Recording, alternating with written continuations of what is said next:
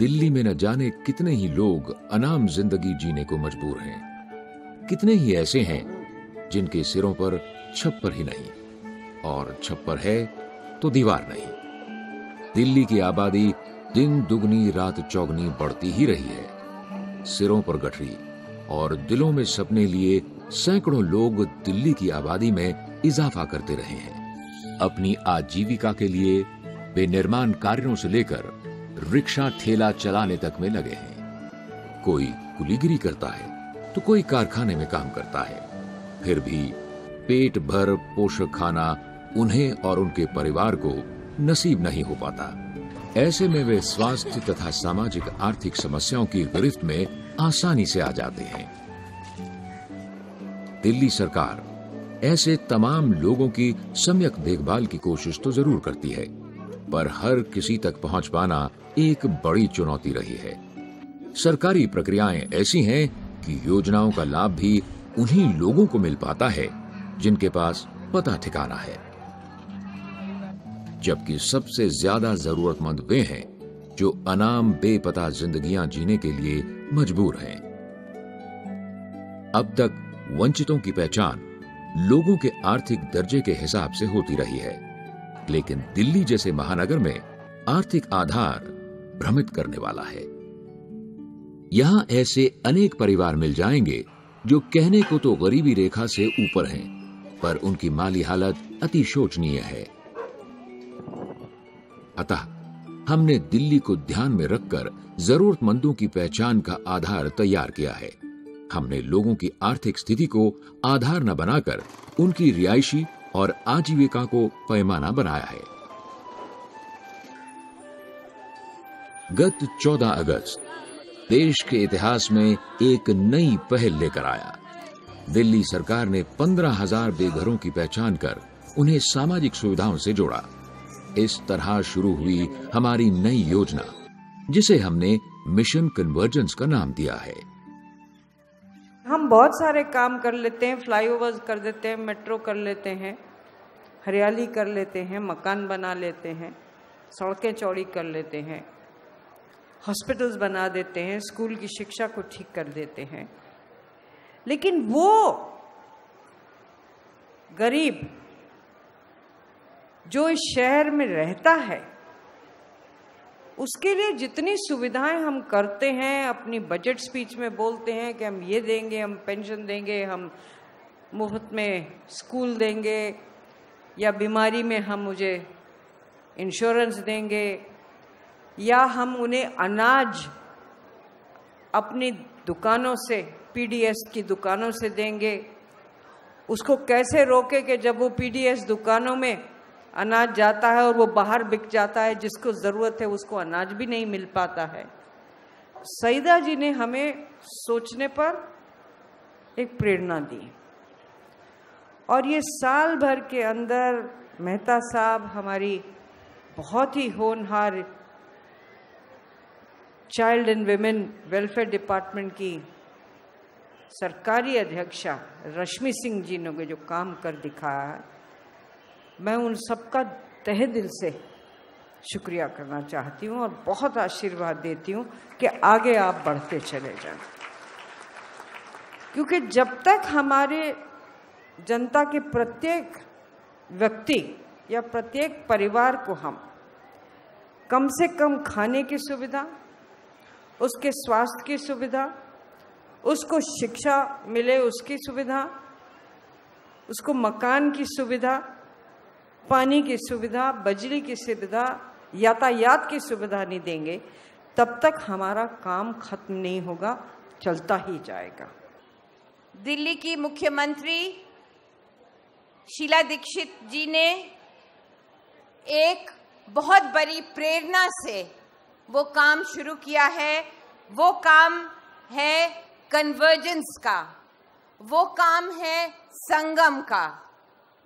ये बात जो सिर्फ किताबों में लिखी गई है, मैडम मैं आपको बहुत इसकी मुबारकबाद इसलिए देना चाहती हूँ कि मैंने पूरे देश में पिछले 4 साल में कोने कोने जाके अगर एक नतीजे पे मैं पहुंची हूँ तो इस नतीजे पे पहुंची हूँ कि छोटी छोटी छोटी योजनाएं चलती हैं, अपने अपनी अलग अलग उसका अस्तित्व होता है। मिलजुल के एक ऐसी सुविधा का संगम बनाना जिसमें आम औरत और आम आदमी को एक खिड़की में जाके, एक डेस्क पे जाके उसको सब सुविधाएं मिल जाएं। ये इतना अच्छा संकल्प है।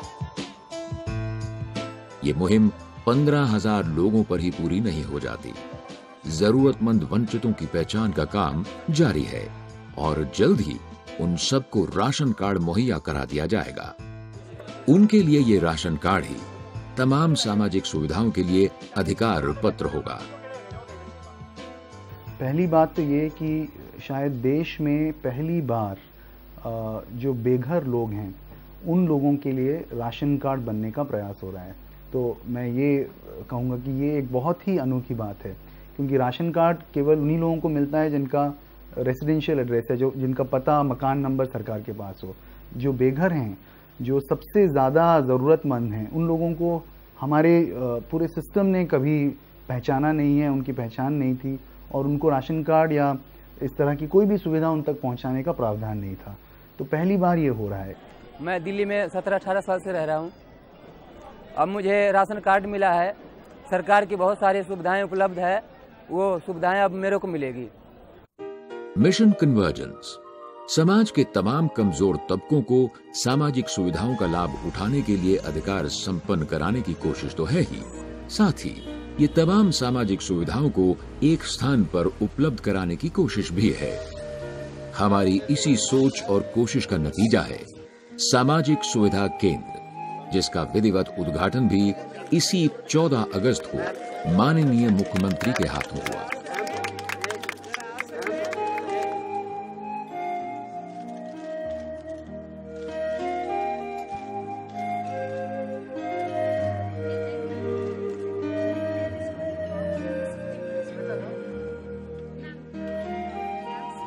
नौ दफ्तर हैं दिल्ली में, वहाँ पर ऐसे केंद्र खोले जाएंगे जैसा आज आपने देखा।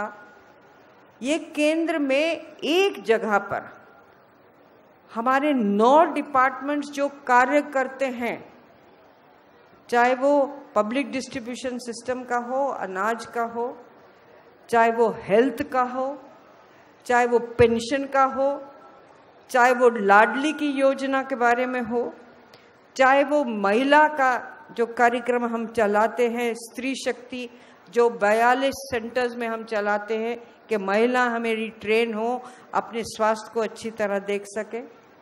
लाडली कार्यक्रम इसलिए किया गया कि हम बच्चियों को शिक्षित भी करना चाहते हैं और उनका स्वागत भी करना चाहते हैं।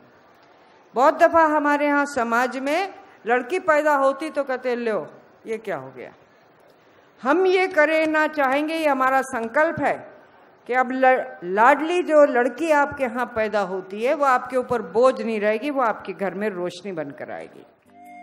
मिशन कन्वर्जेंस के भागीदार हैं स्वास्थ्य विभाग, शिक्षा विभाग, समाज कल्याण विभाग, महिला एवं बाल कल्याण विभाग, खाद्य एवं आपूर्ति विभाग, श्रम विभाग, नगर विकास विभाग, सूचना प्रौद्योगिकी विभाग और अनुसूचित जाति, अनुसूचित जनजाति, अल्पसंख्यक, पिछड़ा एवं अति पिछड़ा वर्ग कल्याण विभाग। इससे पहले जहां फाइल की प्रक्रिया के लिए ही एक जगह से दूसरी जगह तक भागते रहने की जरूरत होती थी, वहीं अब इन विभागों द्वारा चलाई जाने वाली तमाम योजनाओं के लिए कागजी कार्रवाई सुविधा केंद्र में ही पूरी हो जाया करेगी, चाहे वह वृद्ध पेंशन हो या विधवा पेंशन, लोक संभरण योजना हो या मिड डे मील योजना, ममता हो या जननी सुरक्षा योजना, बच्चों की शिक्षा एवं सुरक्षा का मामला हो या फिर महिलाओं के सशक्तिकरण का, इनकी तमाम प्रक्रियाएं अब एक ही छत के नीचे पूरी हो सकेंगी। पिछले 1 साल से हमको पेंशन नहीं मिल रही है। फिर इन लोगों से मैंने सारा इनका पूरा इनसे ब्यौरा पूछा इन दोनों से, और वहाँ पे गीता कॉलोनी में जाकर के सारा इन लोगों की मालूमात की कि भाई इन लोगों की पेंशन क्यों रुकी हुई है, क्या वजह है जो इन लोगों को 1 साल से इन लोगों की पेंशन नहीं मिली। इस दौरान मुझे बहुत सारी परेशानियां हुई, लेकिन मैंने इस काम को कर लिया, ठीक है। लेकिन अब जब सामाजिक सुविधा चल गया है तो इससे मुझे बहुत खुशी हुई है कि जितनी मुझे परेशानी उस टाइम पर हुई, तो अगर इस तरह का कोई केस मेरे पास में आता है तो इतनी परेशानी मेरे को दोबारा नहीं उठानी पड़ेगी। दिल्ली में सुविधा केंद्रों का जाल बिछाया जा रहा है, जिससे कि हर एक क्षेत्र के लोग आसानी से वहां पहुंच सकें। हर एक जिले में एक डिस्ट्रिक्ट रिसोर्स सेंटर भी खोला जा रहा है। ये सेंटर इन सुविधा केंद्रों का बड़ा रूप होंगे। इन डिस्ट्रिक्ट रिसोर्स सेंटर्स का संचालन नोडल एनजीओ करेगा।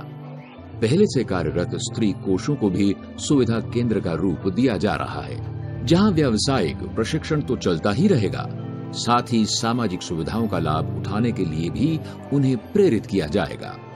किसी भी सुखी परिवार का आधार स्त्री ही होती है, अतः उसे जागरूक तथा अधिकार संपन्न करके ही हम स्वस्थ एवं खुशहाल समाज का निर्माण कर सकते हैं। फिर भी इस योजना की सबसे बड़ी खासियत है कि गरीब बेघर लोगों के साथ साथ झुग्गी झोपड़ियों में रहने वाले वृद्ध, अबला, अपंग, बिना माँ बाप के बच्चे तथा बीमार लोग, निर्माण कार्यों में लगे हुए मजदूर, कूड़ा बीनने वाले बच्चे, कुली, रिक्शा ठेले वाले आदि तमाम जरूरतमंद वंचित आप ही आप इस योजना के लिए अधिकृत वर्ग में आ जाते हैं। अब तक की योजनाओं में हमें लाभार्थियों का इंतजार रहता था कि वे खुद आकर हमारा द्वार खटखटाएं, पर हमने देखा कि जो योजनाएं खास उनके लिए बनाई गई हैं, उनका लाभ जरूरतमंदों तक नहीं पहुंच पाता। इसका कारण हम जटिल सरकारी प्रक्रियाओं को माने या सूचना एवं पारदर्शिता के अभाव को, पर 60% लोग कभी हम तक पहुंच ही नहीं पाते, और इसी वजह से हमने फैसला किया है कि हम ही उन तक पहुंचेंगे। गत 14 अगस्त को मुख्यमंत्री ने उस सर्वेक्षण टीम को हरी झंडी दिखाकर विदा भी किया, जो घर घर जाकर जरूरतमंदों की पहचान करेगी।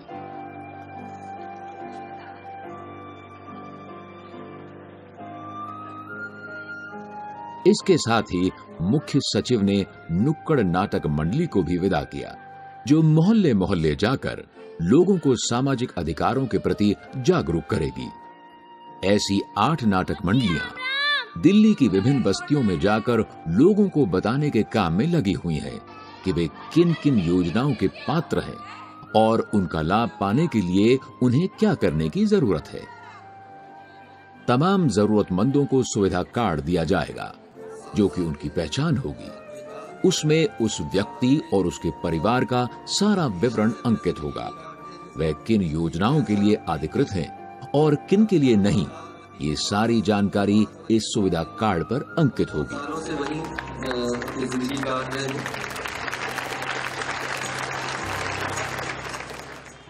इस कार्ड में ऐसी व्यवस्था होगी कि इसका अनाधिकृत उपयोग या दुरुपयोग न हो सके।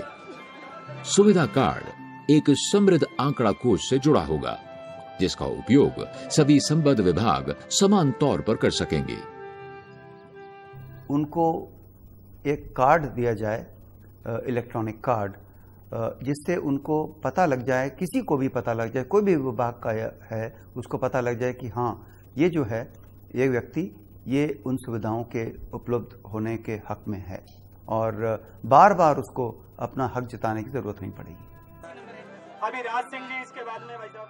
अब तक विभिन्न विभाग अपने अपने लाभार्थियों की पहचान अपने अपने तरीके से करते रहे थे। इसमें कुछ लोग छूट जाते थे, तो कुछ ऐसे लोग शामिल हो जाते थे जो इन सुविधाओं का लाभ पाने के वास्तविक हकदार तक नहीं थे। अब सभी विभागों के बीच एक प्रामाणिक आंकड़ा कोष रहने से बहुत सी अनियमितताएं दूर हो सकेंगी। इसका दूसरा फायदा योजनाओं को और भी लाभकारी बनाने, उस पर नजर रखने तथा सभी संबद्ध लोगों एवं विभागों के बीच सामंजस्य बनाने के लिए भी किया जा सकेगा। योजना को गति देने के लिए राज्य के मुख्य सचिव की अध्यक्षता में समन्वय समिति बनाई जा चुकी है। इसके साथ ही प्रबंधन इकाई भी बनाई गई है, जिसका प्रमुख मिशन डायरेक्टर को बनाया गया है। हर एक जिले में उपायुक्त इस परियोजना का मुखिया होगा, जो उस जिला विशेष में परियोजना के सफल संचालन के लिए जिम्मेदार होगा। सचिव स्तर के अधिकारियों को एक एक जिले का प्रभारी बनाया गया है। पहले क्या होता था कि सब अलग अलग विभागों में लोग जाते थे। अब हमने ऐसा कर दिया है कि जिले के क्षेत्र पे जो डिप्टी कमिश्नर है, सभी विभाग का काम एक ही जिले में होगा। और दिल्ली में 9 जिले हैं, तो 9 जिलों में 9 विभाग का काम एक ही ऑफिस में किया जाएगा। इन सब के अलावा इस योजना के सफल क्रियान्वयन के लिए हमने सामाजिक संगठनों तथा कॉरपोरेट घरानों को भी साथ लेकर चलने का निश्चय किया है, क्योंकि हम मानते हैं कि कोई भी योजना समाज के सभी वर्गों की सक्रिय भागीदारी के बगैर पूरी की ही नहीं जा सकती। दिल्ली सरकार आर्थिक सहायता अपने नागरिकों को देती है उनकी जरूरत और आवश्यकता के अनुसार। 42 स्कीम्स अब एक सामाजिक सुविधा केंद्र में रख दी जाएंगी, वहां से उपलब्ध होंगी और 9 डिस्ट्रिक्ट्स में ये इस तरह के दफ्तर खोले जा रहे हैं। आपसे मेरी अपील है, प्रार्थना है कि उसके आप सुविधा का इस्तेमाल करें। वहां जाकर चाहे आपको पेंशन लेनी हो या स्कॉलरशिप बच्ची के लिए लेना हो या लाडली की स्कीम लेनी हो, ये सब जाकर उसी जगह से प्राप्त करें और अपना उसका लाभ उठाएं। कहने को मिशन कन्वर्जेंस अभी अभी अपने पैरों पर खड़ा हुआ है, पर इसके साथ अनेक ऐसे लोगों तथा संस्थानों का अनुभव जुड़ा है जो वर्षों से सामाजिक सुविधा योजनाओं का सफल संचालन करते रहे हैं। केरल की कुमुदश्री योजना तथा ब्राजील की बोसला फैमिली ऐसी ही कुछ योजनाएं हैं जिनके अनुभवों का लाभ उठाते हुए हम आगे बढ़े हैं। योजना आयोग तथा इस दिशा में कार्यरत अन्य गणमान्य संस्थानों ने भी हमें अपना मार्गदर्शन दिया है। साथ में हमारे साथ जुड़ी और संस्थाएं जैसे कि वर्ल्ड बैंक है, जो इवैल्यूएशन